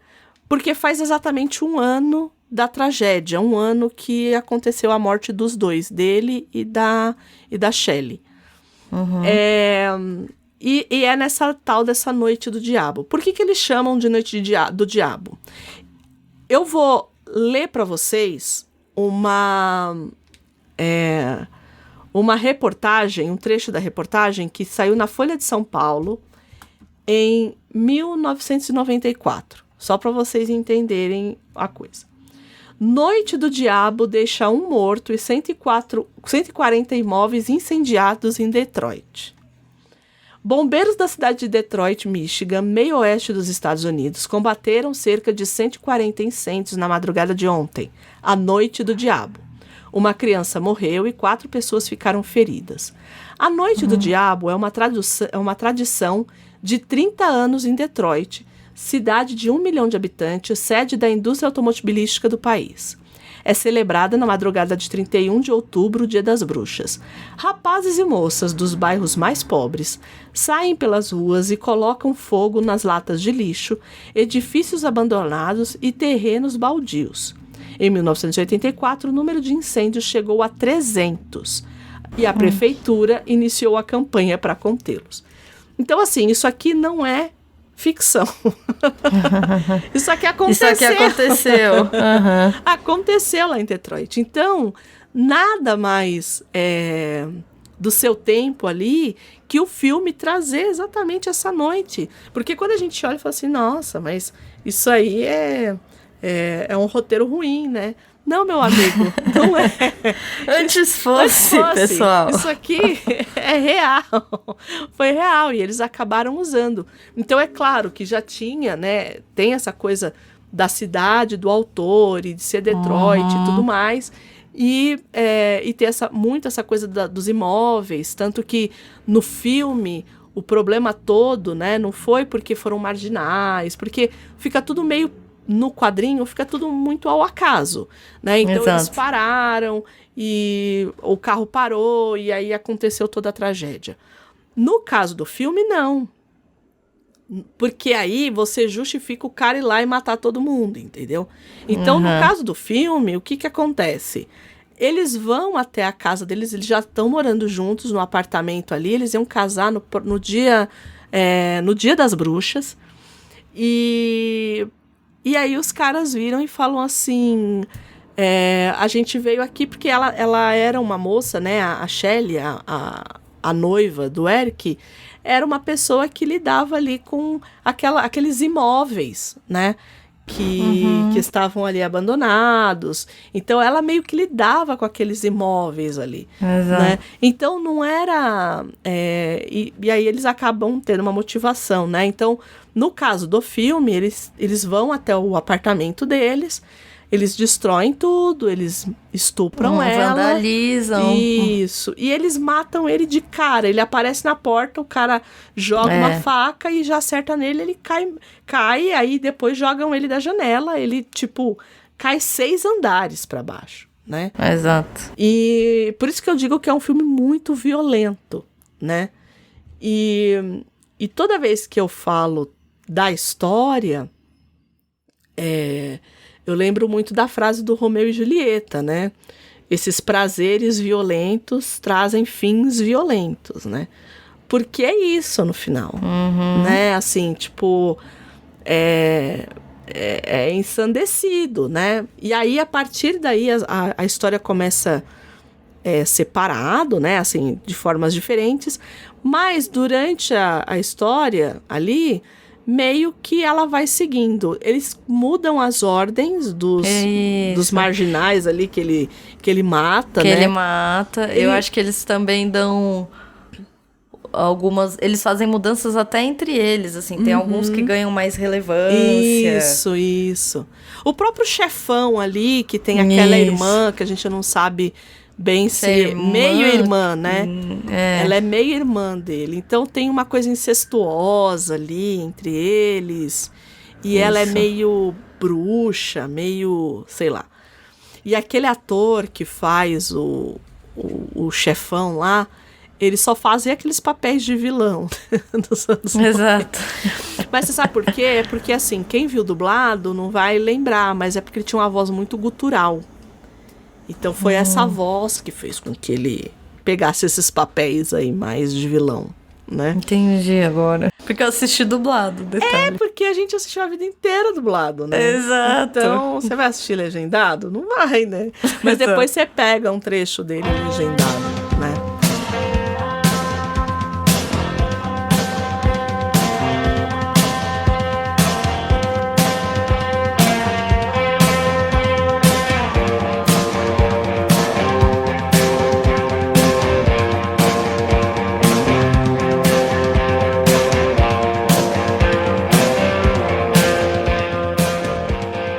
A gente parte dessas duas diferenças.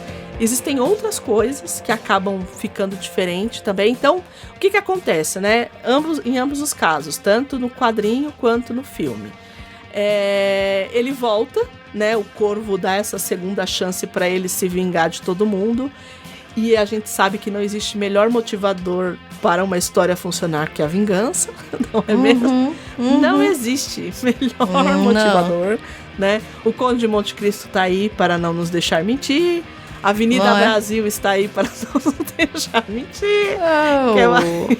O próprio Os Miseráveis. Os Miseráveis, né? Então, assim, a gente a gente sabe que é um dos... Né, o Batman tá aí para não deixar a gente mentir. Não existe melhor motivador do que uma boa vingança. E aí ele volta para se vingar. Ele faz a listinha, a lá que o Bill, como a gente brincou.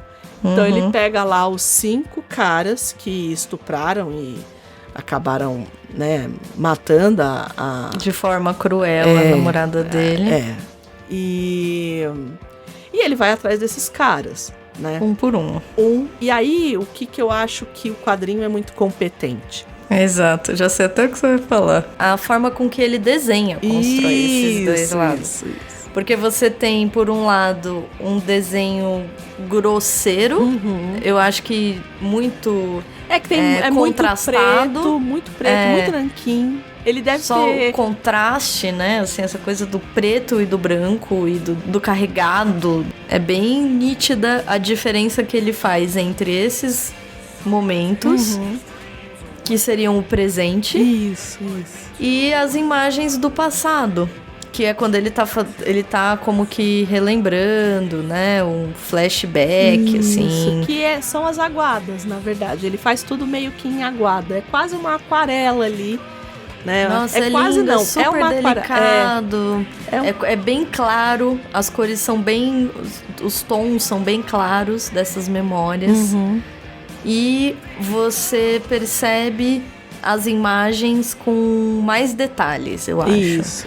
Mais veracidade, mais delicadeza. Você não percebe tanta estridência, né? Porque o outro é bem estridente, é bem...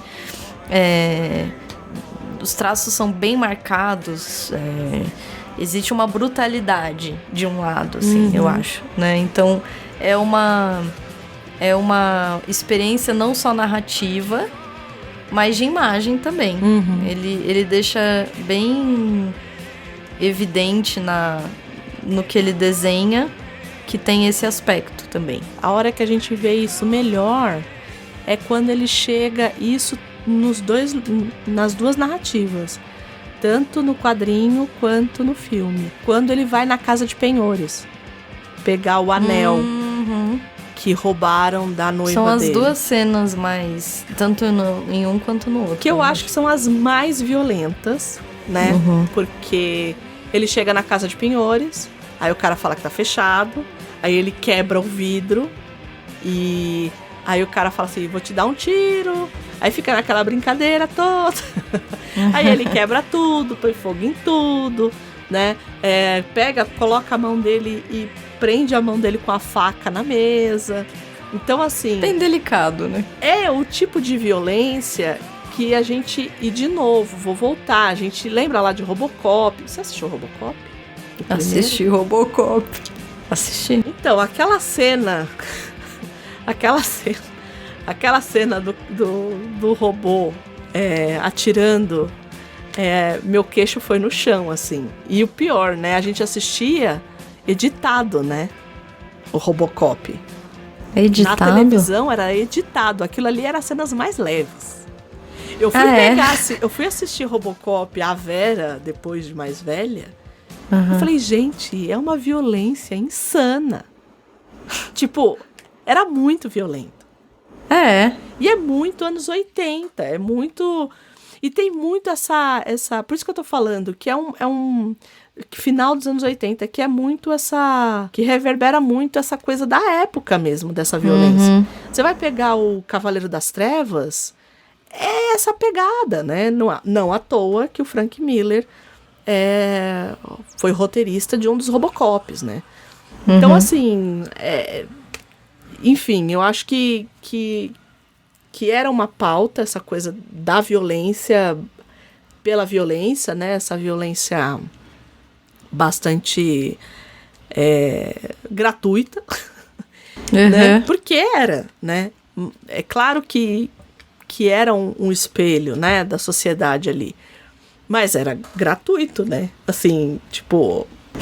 Ali no Robocop, por exemplo, meu queixo foi no chão a primeira vez que eu assisti. E eu era criança. Ai, o Robocop, é isso que eu ia falar. O Robocop, aqui, eu gosto dos apelos narrativos, né? Porque o Robocop, gente, né? Vamos combinar. Aqui, o cara, sei lá, entendeu? Ele perdeu a mulher dele. Eu acho que a gente ainda encontra uma justificativa, né? Tem muita gente vingativa por aí, viu? Opa, se tem, entendeu? Agora o Robocop, né? Aquela coisa que é ação pela ação, né? Você assiste e você fica tipo, amigo. Pra espera, quê, né? Exato. Mas espera, né? E ele vai indo atrás de cada um deles. No quadrinho, é só um desfile de morte, sangue. É morte, sangue e muita raiva. A gente percebe que é raivoso, né? E aí eu queria falar um pouco até da aparência, que eu já falei do Eric, dessa maquiagem dele, né? A gente tava falando tanto dessa coisa da música e tudo mais, né? E ele diz que... E aí o pessoal fala assim, é porque é o Alice Cooper, é porque é o Kiss. E aí ele fala assim, não, foi uma marionete que eu vi numa vitrine, eu achei legal a maquiagem. E usei, né? Então, assim, não tem um motivo específico. Tinha que ter a maquiagem. É claro que tem uma reverbera na coisa do Alice Cooper, né? Do próprio Kiss e tal. Mas a maquiagem em si, né? A inspiração, ele disse que foi numa... A resposta dele é ótima. É ótima, né? Foi no marionete que eu vi numa vitrine, achei bacana e acabei colocando. Falei, combina, né? Vou usar. E é assim, é demais, assim, né? Eu acho que de novo, essa coisa do visual, né? Acho que tudo meio que combina ali. Bom, aí ele vai, né, nessa sandice no quadrinho. E no quadrinho, o que eu acho, assim, que... tem outras personagens, né? Além dessas 5 pessoas que ele vai atrás, tem um policial que fica doido, praticamente. E tem uma menininha, né? Que ele encontra na escada. Parece, nos quadrinhos, parece que a mãe é uma prostituta, né? Assim, não fica muito claro, mas parece que é viciada e tal. E a menina fica meio esperando a mãe terminar as coisas ali com os clientes e tudo mais. E essas 2 personagens no filme, elas receberam mais relevância, né? Então, exato. O policial, ele tem uma história, um draminha dele lá, que ele era um investigador e parece que ele andou fuçando na gaveta que não devia e acabaram rebaixando ele. E a menina era conhecida do casal, né? Parece que o casal cuidava da menina quando a mãe estava muito louca e tal. Então, e a menina... Ela conhecia eles, né? Isso. Então, assim, tanto que a gente começa a história, né, no filme, pela narração da menina. Então é a menina que está contando a história, né? Que dá ainda mais essa noção de fábula, né? Então, do mesmo jeito que a gente teve lá o Edward Mão de Tesoura, que também é muito... Tem muito... Bom, Tim Burton, né? Tim Burton. Tem muito esse lado dark e tudo mais. Aqui também dá muito essa noção de fábula, de alguém te contando a história e tal.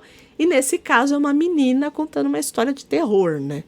Porque é isso. A criança contando a história de terror pra você, né? No filme também tem a coisa do próprio corvo. Sim. Eu acho que o essa corvo... diferença, né? Porque no quadrinho o corvo fala muito, inclusive, né? Isso.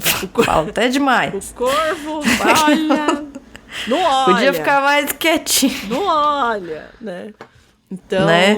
Ele fala, né? Aqui, no filme, o corvo não fala. Mas a impressão que a gente tem é que os olhos do corvo, assim como lá no Odin, né, que são os olhos do Odin, né, os corvos de Odin, aqui meio que funciona assim. E eu achei muito legal, porque é uma solução visual, no final das contas, né? Então, ele consegue, porque assim, não fica muito claro no quadrinho como que ele consegue chegar. A gente entende que deve ser o corvo que vai lá e fala meia dúzia de groselha no ouvido dele, e ele consegue chegar nos lugares.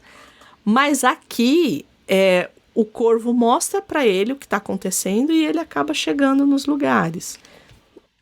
E eu achei uma solução muito legal. Eu também. Pro visual, eu acho também, né? Pra uma apresentação visual, acho que muda, acho que é bem uma boa solução. Não é? Eu achei também, achei muito legal, né? E aí ele acaba vendo onde estão esses caras e, como eu disse, ele vai atrás de cada um deles. Mas, diferente do quadrinho, como a gente já falou, o chefão, o poderoso chefe de todos os chefes, ele... Chefe de todos os chefes. É meio esquisito, assim. Ele tem uma irmã meio esquisita que arranca os olhos das pessoas, né? Pra ver o que as pessoas... Meio esquisito você tá sendo, assim. A relação é muito esquisita, do tipo... A primeira vez que a gente vê... A intenção é que você não entenda mesmo. Eu acho. Mas a primeira interação deles ali no filme, né? A primeira vez que a gente vê esse casal... Por isso que eu falo que é um filme muito anos 90... Porque eu vou descrever aqui a cena. E aí vocês vão entender onde eu quero chegar. Ele tá conversando com essa moça, que até então a gente não sabe o que ela é. E aí tá num clima meio esquisito, assim, né? Meio erótico. Exato. E aí tem uma moça deitada na cama e ele vira e fala assim, ela não aguentou a gente, não aguentou o nosso jeito e barará. E aí eles viram e a moça tá morta sem os olhos, né? Que aí a moça foi lá, falou assim, ela tem os olhos tão bonitos, vai lá e arranca os olhos da moça. E aí nisso o cara chega e fala assim, mas e essa daí? É minha irmã. Você fica tipo... Aí ele fala assim, sua irmã? Como assim sua irmã? Ela é filha do meu pai. Porque, e aí a nossa indignação, porque ela é oriental, a nossa indignação não é que ela seja oriental, é aquela porra daquele clima que tá os dois ali. Nossa, sim. Porque assim, o cara vira e fala assim, não, mas ela não é sua irmã, ela não parece com você, do tipo, ela é japonesa, chinesa, enfim, ela não parece com você. Eu nunca ia pensar nessa associação. A primeira coisa, a hora que ele fala assim, eu falei assim, ele vai falar essa putaria aí? Como é que ela é sua irmã? Como assim é sua irmã? Eu nem pensei, né, na coisa do oriental. E de fato, ela é oriental e tal, né? Tanto que ele fala assim, você não tá vendo? Os olhos dela são iguais aos meus. E eu, ai, meu Deus. E aí depois disso, essa irmã... Uns sururus lá, uns negócios esquisitos.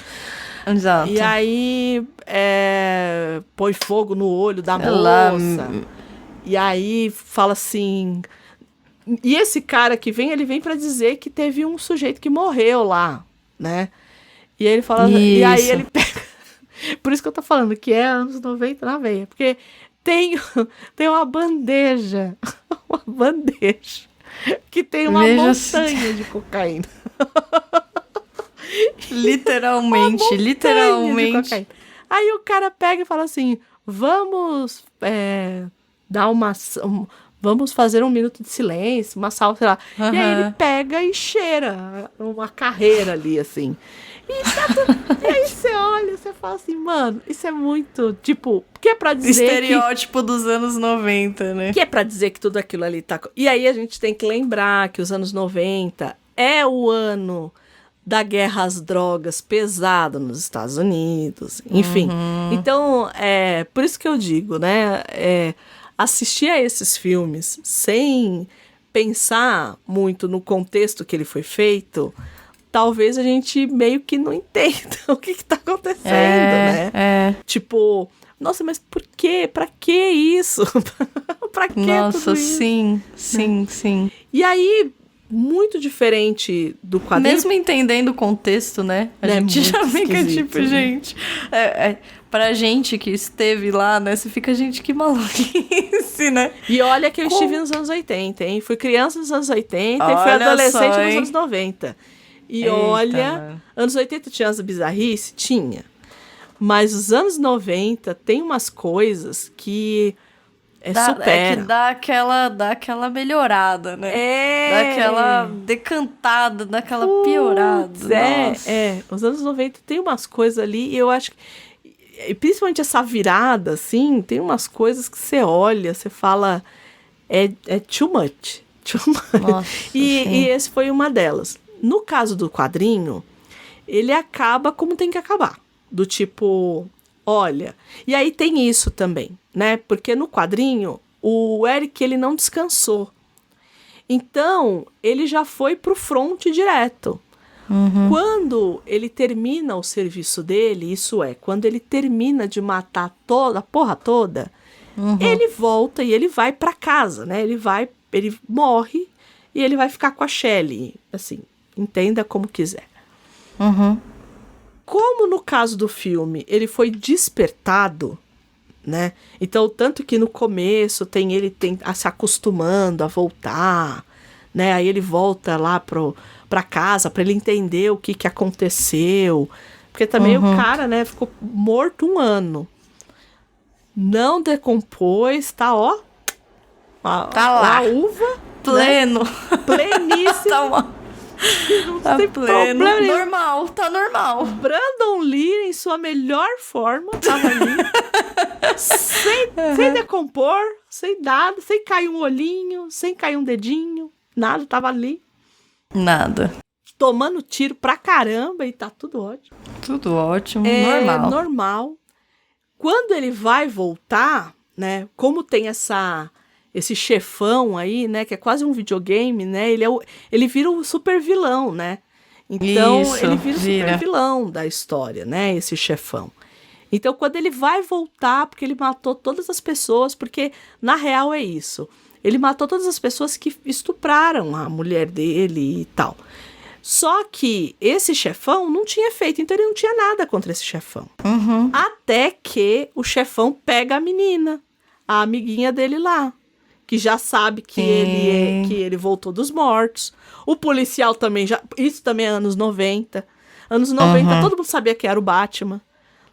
O Batman não podia transar com a mulher que ele falava que ele era o Batman.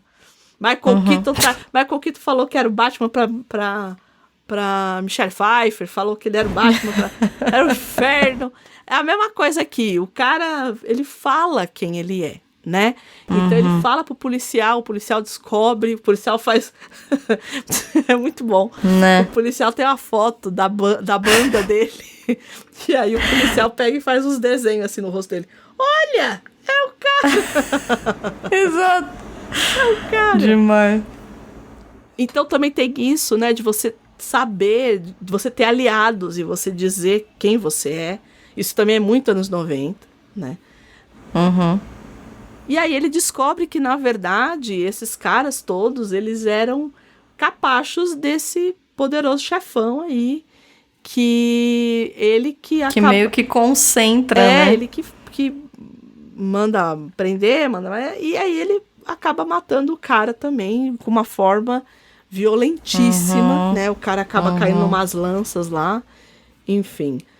E aí sim, ele vai embora, morre, e aí a cova dele está como nada tivesse acontecido, né? Então, assim, ele tá... Onde termina o quadrinho, quase termina o filme, né? O filme termina um pouco depois, né? O filme acaba terminando um pouquinho depois. Porque ele é impedido, porque ele vê a menina gritando, porque eles raptam a menina, e aí ele vai e acaba salvando a menina, né? E salva a mãe da menina também, né? De certa forma, que a mãe da menina... No filme não fica claro que a mãe da menina é prostituta, né? Trabalha com prostituição. Fica mas uma coisa meio dúbia, assim. Mas ela é adicta, né? E parece que eles usam morfina, né? Pelo menos é o que aparece. É o que lá, aparece. Né? E ela meio que... E ele fala, olha, tem uma... E tem sempre esses... quando ele fala, né? Tem essas frases de mãe é uma coisa. Isso cansa um pouco. Nossa, Confesso sim. que depois... mas, de novo, né? Aquilo que a gente falou. Quando a gente é adolescente, é isso que a gente quer. Olha só a frase que ele falou. Exatamente. Enfim, né? Mais velho cansa um pouco, né? Mas no filme tem isso também. Né? Sim, no filme tem. Então, e aí ele fala, né? A mãe era uma palavra doce, barará, barará, e você tem uma criança te esperando, né? A mulher muda da água pro vinho. A mulher só usava até a lingerie da mulher preta. No outro dia a mulher tá uma senhora do comercial de margarina fazendo ovos pra menina, fritando ovos pra Porque menina. é assim, né, que as coisas Mas não é? É assim. É exatamente assim. A pessoa né, decidiu que ela não vai ser mais ser adicta e é isso aí. E ela resolve que sim. É isso. Ué, não era isso? É isso. E aí, o filme meio que termina aí.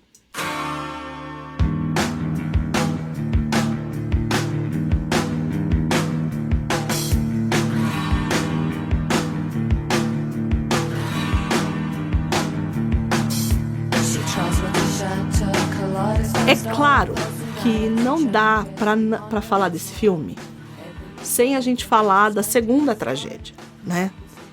Que é a morte do Brandon Lee, né? Que aí começam as teorias da conspiração e as coincidências, né? Não só começam, já tinham começado, mas nossa... O Brandon Lee, pra quem não sabe e pra quem é muito novo, era filho do Bruce Lee. O Bruce Lee, ele também morreu em filmagem. Bruce Lee era alérgico à dipirona, tomou uma dipirona lá e acabou morrendo, né? Em ambiente de filmagem. O filme que ele estava fazendo era o Desafio da Morte ou alguma coisa assim. Que também ele fingia que estava morto e voltava. Isso. Né? Aí começam as coincidências, né? O Brandon Lee, quando foi fazer esse filme, ele estava fazendo esses filmes também de artes marciais. O James O'Barr foi contra a escalação dele, num primeiro momento. Falou que não, como que iam colocar esse cara para fazer. E eles acabaram ficando amigos, né? Por conta do filme e tudo mais. Eles se aproximam bastante, né? Todo mundo sabe, e aí se você não sabe, olha só como é que acontece. O filme, né? Um filme, ele não é filmado na ordem que ele é concebido. Na ordem que a gente vê na tela, né? Então você tem o roteiro, e aí eles olham assim, bom, temos 4 externas aqui nesse roteiro todo. Vamos fazer Todas essas externas aqui. Então um filme, né, pra quem... Acho que todo mundo é meio que sabido por todo mundo, mas pra quem não sabe, o filme ele não é feito na ordem que a gente vê exibido na tela. E a última cena que ia ser gravado... Era uma cena do começo. Era a cena do começo, que era a cena que o Eric ia morrer, né? Que eles iam matar o Eric. Isso. Ia ser com um tiro, né? Enfim. E aí o que acontece? Quando você tem uma produção que lida muito com armas, você tem uma pessoa especializada nisso dentro do set. Por quê?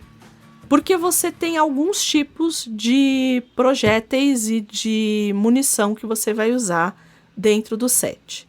Então, além da bala de festim, que todo mundo fala, você pode pôr só pólvora no cano para fazer barulho. E você pode usar, sim, balas de verdade, desde que elas estejam sem a pólvora dentro da bala, né? Para dar a explosão. Para que serve essa bala, né? Porque a hora que você atira, normalmente, todo mundo já viu isso, atirou, lembra lá além das pérolas da mãe do Batman, o que caía? Além das pérolas, caiu o quê? As balas. Né? Os cartuchos, né? Então, era para isso. Quando foram fazer a cena, era um tiro a queima-roupa, né? Então, era um tiro que era muito próximo da têmpora do Brandon Lee. Nesse momento, a hora que atirou, tinha uma dessas balas no cano. E tinham colocado muita pólvora. E imagina. Então, assim, que empurrou. Então, tinha a bala e tinha muita pólvora. Então, essa pólvora empurrou essa bala e acabou matando ele. E isso foi gravado, né? Então, ele pegou e caiu, todo mundo achando que ele estava interpretando, e ele não levantou mais, né? Tanto que dizem que no filme a forma dele falecer foi outra, foi pela faca, lembra? Que o cara tira a faca, né? Enfim, num primeiro momento, né? Exato. E que essa cena, ela foi refilmada, né? Não mantiveram a cena, queimaram o filme. Nossa, que muito triste, né? Porque você imagina. É muito chocante. Eu lembro quando eu descobri isso, quando eu ouvi a primeira vez isso, eu falei, gente... Porque é um ambiente que você jamais imagina, assim, que algo vai acontecer. E não é pra acontecer. E aí diz que tudo... Por que começam as conspirações? Porque, por exemplo, o cara que cuida das armas, né? Ele não tava no set. Ele não ia aquele dia. E o diretor quis filmar mesmo assim. Além disso, o James O'Barr, porque ele já tinha uma proximidade com o Brandon Lee, ele fica desconcertado. Ele fala, a minha história é amaldiçoada. Exato. Ele fala, claro. Como? Imagina o trauma. Quer dizer, ele já tinha um trauma, né? Porque ele falou, ele falou assim, eu coloquei tanto ódio nisso aqui que eu amaldiçoei essa obra, né? E ele diz que ele só consegue sair disso, e olha só como as coisas são. O Brandon Lee estava noivo, e aí a noiva vai falar com o James O'Barr. Troca, né? Tipo, ao invés, no caso do James O'Barr, era uma noiva que morre. No caso do Brandon Lee, ele é um noivo que morre, né? E aí ela vai e fala assim, você não teve culpa. Você não tem culpa. Tipo, tira isso da sua cabeça, né? Então ele diz que foi a coisa mais importante que aconteceu com ele, foi a noiva dele, do Brandon Lee, ter ido falar pra ele que ele não tinha culpa de nada, né? É muito... E é claro, a gente falou muito aqui da obra e de como esse filme fez dinheiro e tinha essa coisa do Brandon Lee, que era filho do Bruce Lee, mas claro que teve muito espírito de porco que foi assistir ao filme por conta da história extra-história, que é essa que a gente tá contando aqui. Sim. E eu acho que muito do... Até hoje, eu acho que se você conta essa história pra alguém, vai ter gente que quer assistir o filme, entendeu? Porque é uma história que é chocante pra dizer o mínimo. E não é só por alguém ter morrido. Eu acho que é chocante por todo o contexto, né? Ele ser o filho do Bruce Lee, o Bruce Lee ter morrido como morreu, ele morrer como morreu, nesse filme específico, em que ele faz alguém que morreu, de um homem que passou por um trauma, que é o trauma que está sendo, de certa forma, representado no filme. Então, assim, é uma boneca russa. E é o pai fazendo, né, no caso do Bruce Lee, é o pai fazendo um homem que finge de morto. É o dia da marmota, sabe? E o filho fazendo um homem que morreu. E que é exatamente no momento em que esse homem ia morrer. Né? Eu acho que ele chama atenção por isso, sabe? Por essa coisa da boneca russa, do tipo, você abre e abre e abre e abre. E é sempre a mesma coisa, né? De modos diferentes, mas a repetição tá ali. Então eu acho que fica... Não sei se interessante é a palavra, mas é muito chocante, né? Sim. A gente fica chocadíssimo, assim. Eu não sei como que a família lidou com isso, como é que foi essa questão, porque, meu Deus, assim, né? Muito complicado. Ele muito jovem, um ator em ascensão, que que tá muito bem no papel, inclusive. Ele tá, então, ia ser a consagração dele. Uma virada, assim, né? Porque ele tá dramaticamente muito bem, né? Assim, porque até então ele era o filho do Bruce Lee. Então ele era aquele cara que fazia os filmes ali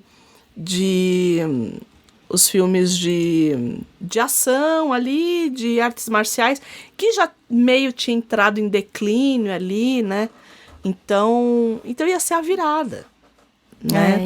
Ia ser, pra carreira dele ia ser mesmo, né? Então eu acho que ter acontecido quando aconteceu, do modo que aconteceu, é muito difícil, né? Por vários motivos, mas eu acho que, meu Deus, não é... É trágico, é muito trágico, né?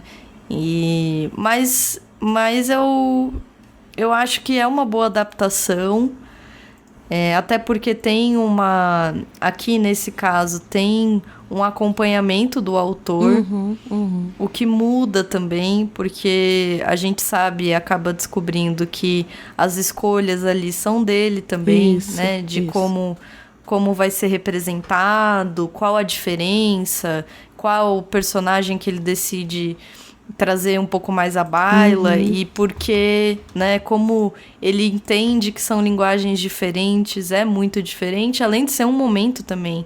Apesar de ser uma adaptação muito próxima à obra original, no sentido da data, né, da publicação, a gente tem uma diferença de período também. Talvez a cabeça dele tivesse mudado já algumas coisas, né?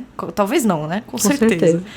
Então, a gente consegue perceber, no sentido da adaptação, que querendo ou não, no fim, é a nossa temática do podcast, o quanto ela é interessante, né? O quanto ela é rica de percepção, de diferenças de linguagem, né? De como o autor, ao transformar a sua própria obra em filme, que opções que ele faz. Que diferenças ele decide adequar, né? E o quanto, no fim, eu acho que foram felizes em lançar o filme, mesmo com toda a questão do Brandon Lee, né?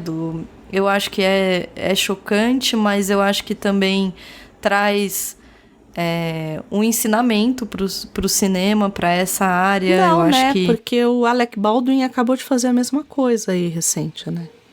Então, É complexo, né? Porque eu pensei que eu ia ver isso uma vez só e nunca mais, né? Deveria, né? E aí a gente vê que teve... Eu nem sei como é que terminou essa história do Alec Baldwin, inclusive. Mas foi super recente, né? Também foi no set e... Enfim, e foi ele que atirou, né? Eu acho que é muito traumatizante pra quem atira, de verdade, assim. Porque você não espera que isso aconteça, você não tem culpa, né, assim, intencional do que aconteceu. E você tava, além de tudo, trabalhando, né? Isso. Você tava atuando, assim. Então é algo triplamente inesperado, eu acho, né? Essa história, né? Ela vai ter mais adaptações, né? Não o Corvo que a gente conheceu aqui com o Eric, mas a gente vai ter mais 3 adaptações em filme. Além desse, que é de 94, a gente vai ter um logo depois, em 96, que chama A Cidade dos Anjos, que aí, nesse caso aqui, o Corvo ressuscita um cara porque o filho é assassinado. Aí depois vai ter um outro, em 2000, que é o Salvação. Esse é ruim. Esse é muito ruim. É ruim demais. Aí nesse daqui ele vem para resolver que ele foi acusado injustamente por um assassinato. E aí ele vem resolver. E em 2005 teve outro que também é muito ruim, apesar de ter o Angel, né? Pra quem lembra aí da década de 90, ou 2000 ali, né? Lembra da Buffy? A Buffy tinha o Angel, né? Nossa, como eu amava o Angel. Tinha o Angel. E ele também tá nesse filme aí, o sujeito. E esse filme também é muito ruim. Mas é ruim. E teve a série, né? Que era com um ator que eu gostava muito, muito, que é o Mark Dacascos.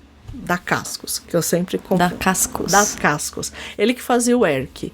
Mas era uma série de TV, né? E aí, bom, essa série, ela tinha como base essa história, a história principal, e aí ela acabava indo, né?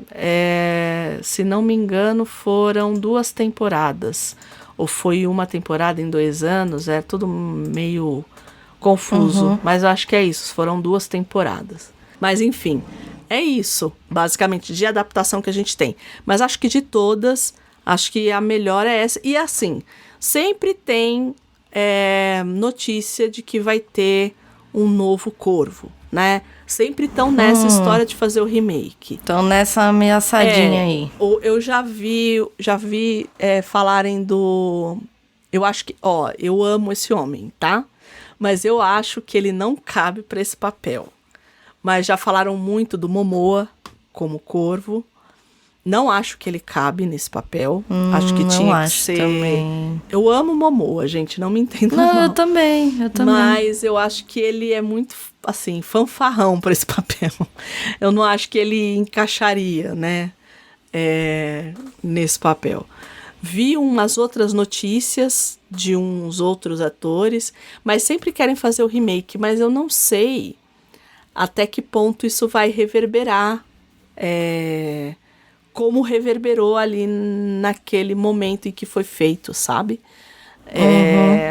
Porque era muito essa coisa do momento mesmo, como a gente falou aqui praticamente o programa inteiro, né?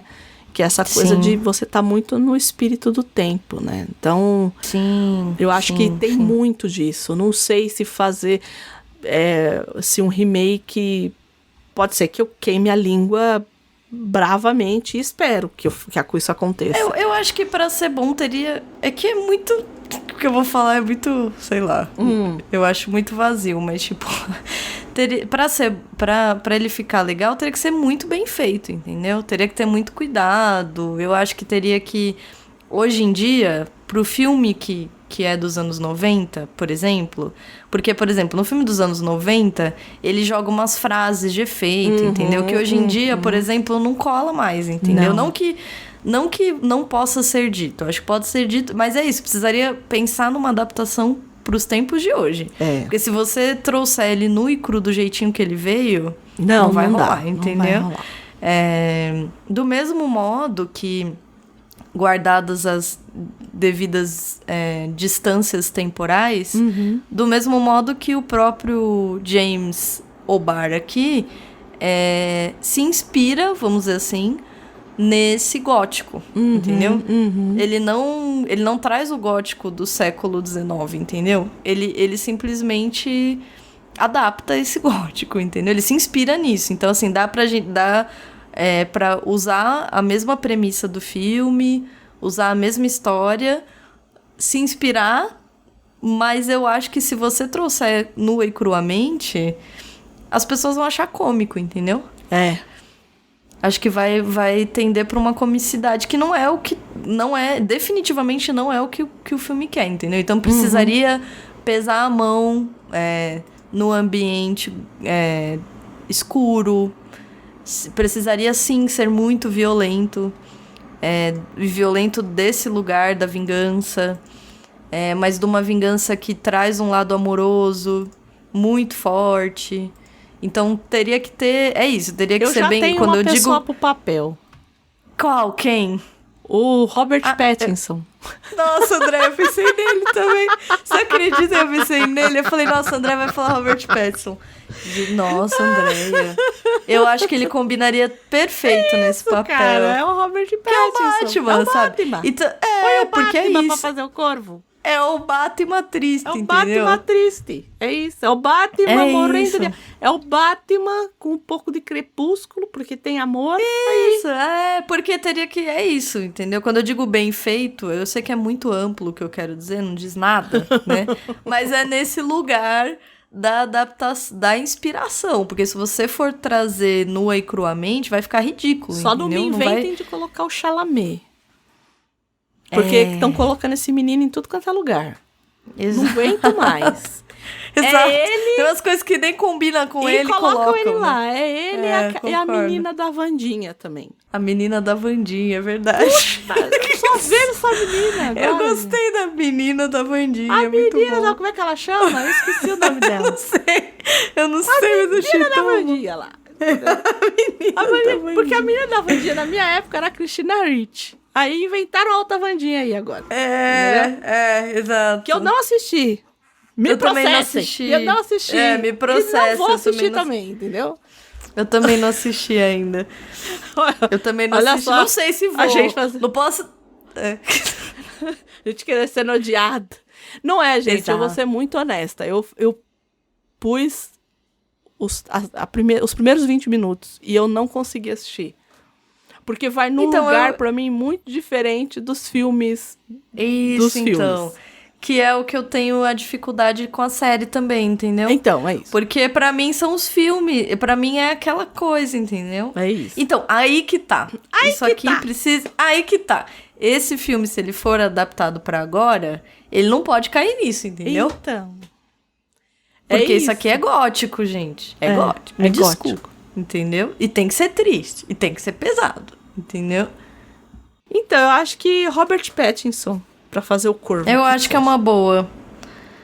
Porque eu acho que ele tem o corpo, que é um corpo que não é aquela... Não é o Momoa, né? Enfim. Não dá. Não dá pra ser Momoa, o entendeu? Momoa. Eu entendo. Porque o Momoa, ele tem essa cara de... Isso, a cara né? sim, mas o corpo, gente, não dá. Não dá. Nem o estilo, nem nada, assim, não dá, entendeu? Agora o Robert Pattinson, Então, sim. Robert Pattinson dá. Também acho. E é isso, acho que teria que trazer à tona todos os elementos gótico. da narrativa, da história, entendeu?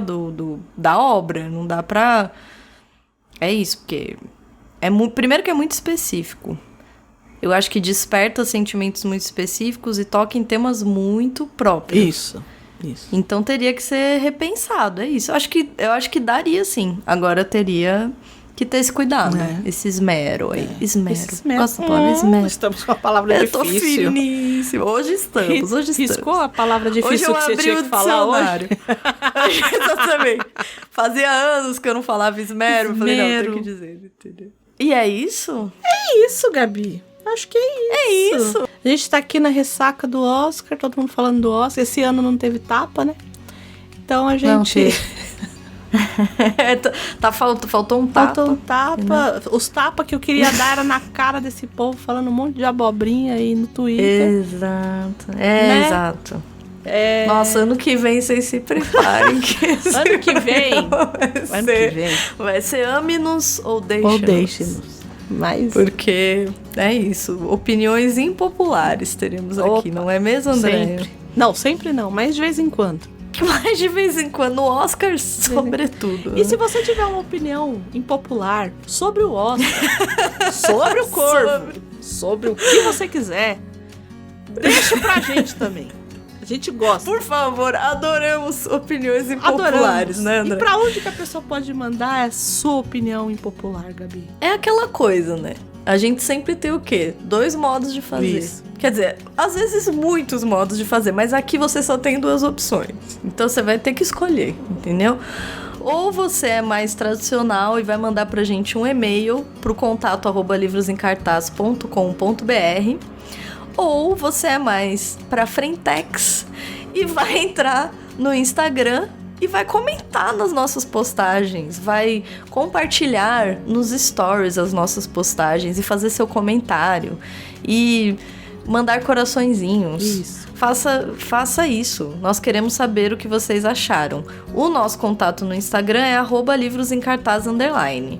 Digita lá, procura a gente, segue, compartilha, manda a sua opinião popular. Também aceita as opiniões populares, né? Também. Falamos tantos das impopulares, mas a gente aceita aí as impopulares também. Nada contra, né?